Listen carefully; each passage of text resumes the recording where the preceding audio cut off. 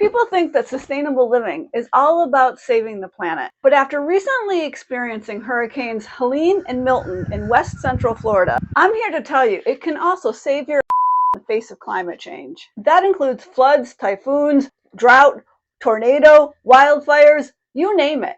To be clear, I'm not talking about the greenwashed version of sustainable living that's about things like recycling, using LED light bulbs, and driving electric cars. Those minimal changes are good first steps, but they don't do very much to make you more resilient or really help the planet all that much. Instead, I'm referring to the deep shifts that make your life less fragile and more fulfilling. I'll admit my title about climate proofing your life was a little clickbaity. I don't think we can eliminate all the risks posed by extreme climate weather events in the future. However, I do believe real sustainable living can better help you prepare to navigate life in the midst of these challenges. So in this video, I'm going to share 4 ways I think it can do that.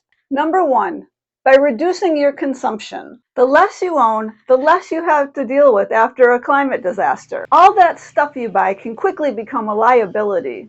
The more you borrow and share things with friends and neighbors instead of owning them, the stronger your social ties will be. Because after the natural disaster, it's all about people helping people. 2, relying less on gasoline and electricity. When you're already walking, biking, or using public transit more than you drive your car, it's less of a hassle when there's little or no gas to fill up your tank. And when you're not accustomed to turning on a lot of lights or relying on electricity-based forms of entertainment like video games or watching movies, it feels like less of a hardship when the electricity goes out. You can more easily embrace the sweat and enjoy the free detox. If you regularly use less AC or don't use it at all, it's less uncomfortable when it's not available.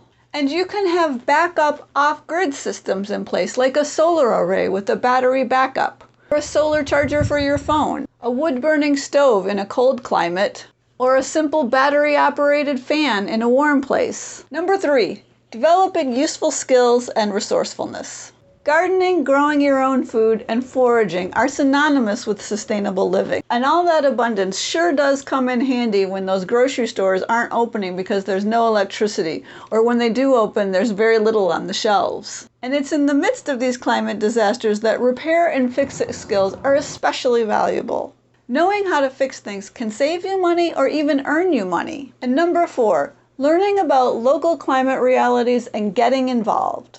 It's incumbent upon each of us to make the effort to learn about the extreme weather events that could impact the areas where we live, and what can be done to make our homes, our apartments, and our neighborhoods less susceptible to major damages during these events. Getting involved in local climate action efforts connects you to helpful information, resources, and people. It can also reduce your fear and anxiety, giving you purpose and helping you feel less alone. Helping you feel less anxious and more prepared is my whole goal for making this video. And like I said at the beginning, I don't think we can completely climate-proof our lives, but these green living practices can do a lot more to reduce our fragility.